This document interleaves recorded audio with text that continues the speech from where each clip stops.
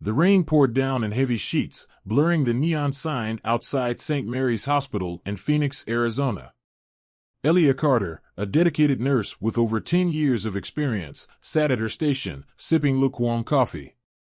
Her eyes were heavy with exhaustion, but she pushed through. It was just another busy night. Or so she thought. The soft chime of the automatic doors opening snapped her attention to the lobby. Expecting to see a late-night visitor or maybe an ambulance crew, she glanced over. Instead, her coffee mug slipped from her hands and shattered on the floor. Standing in the doorway was a lion.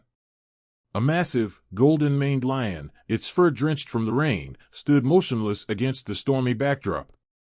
The hospital fell silent. Time seemed to freeze as doctors, nurses, and patients stared in stunned disbelief. The lion wasn't roaring. It wasn't aggressive. It simply stood there, calmly scanning the room.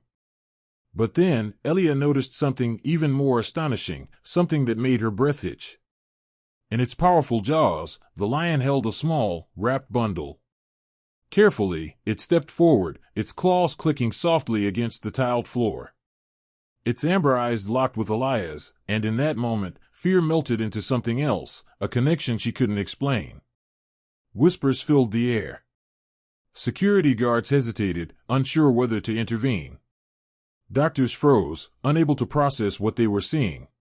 But Elia, driven by an unshakable instinct, took a step forward, her heart pounding in her chest. The lion stopped in the middle of the lobby and gently lowered the bundle to the ground. With a soft nudge of its nose, it pushed the bundle toward her, then sat back on its haunches, calm and watchful. Elia's hands trembled as she knelt down. Slowly, she peeled back the wet cloth. Her breath caught in her throat. It was a baby. A tiny infant, no more than a few days old, its skin pale and its chest rising and falling weakly. The baby's lips were tinged blue, and it let out a faint, fragile cry. Tears filled Elia's eyes as her training kicked in. "This baby needs immediate care," she shouted, her voice breaking through the stunned silence. A pediatric team rushed in with an incubator, taking the baby from her arms. But Elia couldn't take her eyes off the lion. It hadn't moved. It just sat there, water dripping from its fur, watching her with an intensity that felt almost human.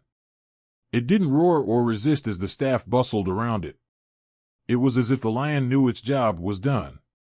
Dr. Marcus Green, the hospital's chief physician, arrived, his face a mix of disbelief and concern. "What's going on here?" he demanded. Elia quickly explained, her voice shaky with emotion. "The lion, it brought the baby." It walked in, laid the child down, and waited. Dr. Green looked from her to the lion, then to the baby being rushed to the neonatal unit. "And the lion?" he asked. "I don't know," Elia whispered. The lion remained still, calm, as if waiting for something or someone. Security guards inched closer, one of them raising a tranquilizer gun with trembling hands. "No one touches that lion," Elia said firmly, her voice cutting through the tension. "It saved a life tonight. We owe it the same care." Dr. Green hesitated but nodded. "Let's figure this out," he said quietly. But before anyone could act, the lion stood. It turned toward the door, paused to glance back over its shoulder, almost like it was saying goodbye, and then walked back into the storm. Rain pounded against the windows as Elia stood frozen, her heart racing with questions. Where had the lion come from? Why had it brought the baby here? And how had it shown such care and understanding? Her thoughts were interrupted when a nurse rushed over, holding something in her hand. "I found this in the baby's blanket," she said breathlessly, handing it to Elia. It was a gold locket, slightly tarnished but beautifully engraved. Elia opened it with trembling fingers. Inside was a faded photograph of a woman cradling a newborn, her smile soft and loving. On the back of the locket, an inscription read, "For Anna. Protect him no matter the cost." Elia stared at the locket, her mind racing. Who was Anna? Was she the baby's mother? What had happened to her? And what was the lion's connection to all of this? As the storm outside raged on, Elia felt a shift deep within her, a sense that this was only the beginning of something far greater. She didn't know it yet, but this night was the beginning of something much bigger than anyone could have imagined. In the neonatal unit, the scene was a flurry of motion as doctors and nurses worked tirelessly to stabilize the baby. Elia stood just outside, watching through the glass with a mix of hope and worry. The baby's tiny chest now rose and fell steadily, aided by the soft hum of the incubator. Dr. Green stepped out of the room, his face showing a blend of relief and confusion. "The baby is stable, for now," he said. "Dehydrated, hypothermic, but no signs of physical trauma. It's a miracle, Elia. Whoever, or whatever, brought him here saved his life." Elia nodded, her fingers tightening around the locket in her hand. "But who is he, Marcus? And what happened to him before he got here? That lion, it didn't just stumble in. It knew. It understood." Before Dr. Green could respond, the hospital's intercom chimed, and a voice broke through. "Security to the main entrance. We have a situation." Elia's heart sank. She turned to Dr. Green, her instincts sharp and immediate. "Stay with the baby," she said firmly. "I'll handle this." The main lobby was no longer the calm, surreal scene it had been earlier. The rain had slowed to a drizzle, but now the hospital entrance was swarming with people, police officers, reporters, and curious civilians drawn by the growing rumors. Elia pushed through the crowd and spotted Carl, the head of security, speaking with two officers. "What's going on?" she asked, her voice steady despite the chaos. Carl pointed toward a man standing just outside the hospital doors. He was tall, with unkempt hair and a weathered face.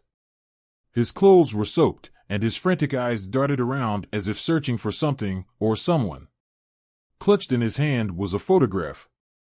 "He showed up a few minutes ago," Carl explained. "He says he's looking for his son. Claims he knows about the lion." Elia's pulse quickened. She stepped closer, her gaze locking onto the man. "Sir, I'm Nurse Carter. You said you're looking for your son?"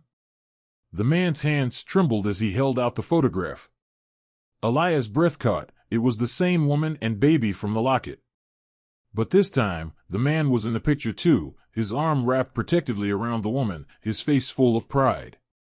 "My name is David," he said, his voice cracking. "My wife, Anna, she passed away 3 days ago. Our car went off the road during the storm. I tried to get help, but when I came back, the baby was gone. I thought I'd lost him too." Elia's heart ached. "Your wife's name was Anna?" David nodded, his eyes filling with tears. "She gave me this." He reached into his pocket and pulled out a matching gold locket. It was hers. She said it was meant to protect him, no matter what. Elia glanced down at the locket in her own hand. "David, your baby is here. He's safe. But there's something else." She hesitated, unsure how to explain the unexplainable. "A lion brought him to us." David's expression flickered between disbelief and shock. "A lion?" Elia nodded. "It walked into the hospital carrying your son in a blanket. It didn't hurt anyone. It just left him here. Do you know anything about that?" David's face went pale. The lion, it was Anna's wish. Elia blinked, confused. "What do you mean?" David took a shaky breath. "Anna grew up near a wildlife sanctuary. There was a lion there she cared for as a girl.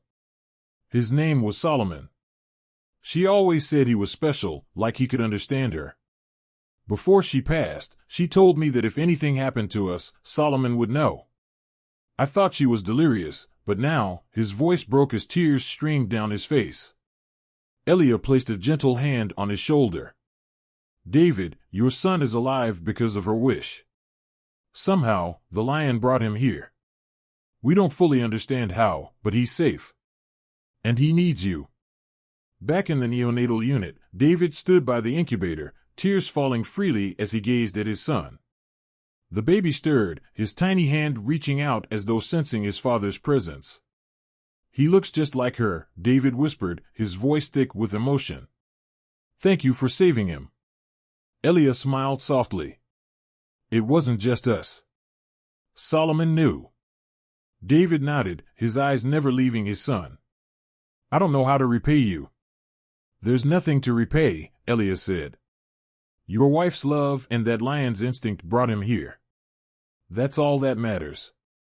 But even as relief and joy filled the room, Eliah's mind lingered on the mysteries of the night.